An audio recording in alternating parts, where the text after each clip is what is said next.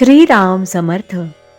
श्रोते हो, आपण ऐकत आहात श्री गोंदवलेकर महाराज यांचे प्रवचन. समाधान हा वृत्तीचा गुण आहे, देहाचा नव्हे. सर्व ठिकाणी राम भरलेला जो पाहिल त्याला समाधान मिळेल. ज्या घरात समाधान तेथे भगवंताचे राहणे जाणं. जे घडते ते भगवंताच्या इच्छेने घडते अशा खऱ्या भावनेने एक वर्षभर जो राहील त्याला समाधान हे काय ते खात्रीने कळेल. समाधान हा वृत्तीचा गुण आहे, देहाचा नव्हे.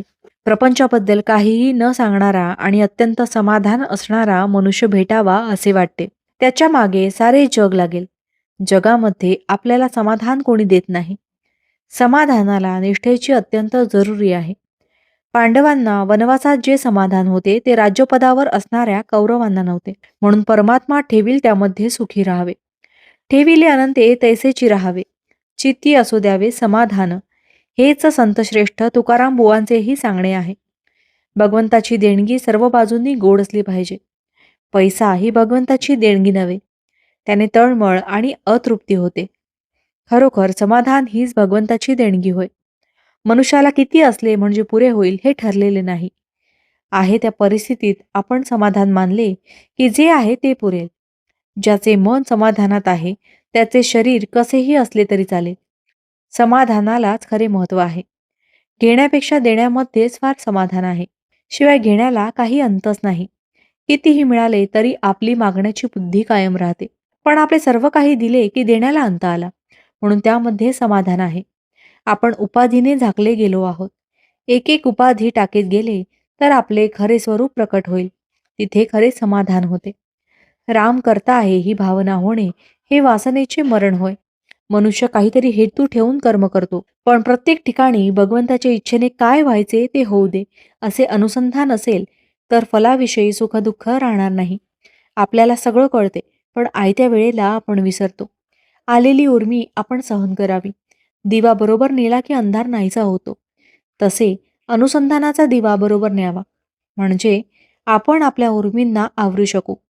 प्रत्येकाचा रोग निराळा असला तरी औषध एकच आहे, ते म्हणजे भगवंताचे अनुसंधान. हे औषध जरी चांगल्या डॉक्टरकडून घेतले तरी रोग्याला पथ्ये सांभाळावीच लागतात.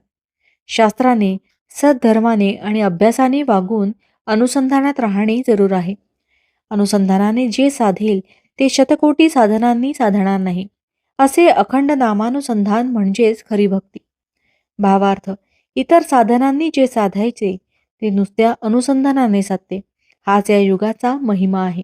जानकी जीवन स्मरण जय जय राम. महारुद्र हनुमान की जय. समर्थ रामदास स्वामी महाराज की जय. सब संतन की जय. श्री अनंत कोटि ब्रह्मांड नायक राजाधिराज सच्चिदानंद सद्गुरु श्री ब्रह्म चैतन्य महाराज की जय. जय जय रघुवीर समर्थ. आता आपण 13 वेळा नामस्मरण करूया. श्रीराम जय राम जय जय राम. श्रीराम जय राम जय जय राम. श्रीराम जय राम जय जय राम. श्रीराम जय राम जय जय राम. श्रीराम जय राम जय जय राम. श्रीराम जय राम जय जय राम. श्रीराम जय राम जय जय राम. श्रीराम जय राम जय जय राम. श्रीराम जय राम जय जय राम. श्रीराम जय राम जय जय राम.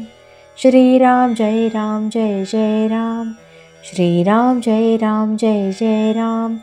श्रीराम जय राम जय जय राम. जय श्रीराम.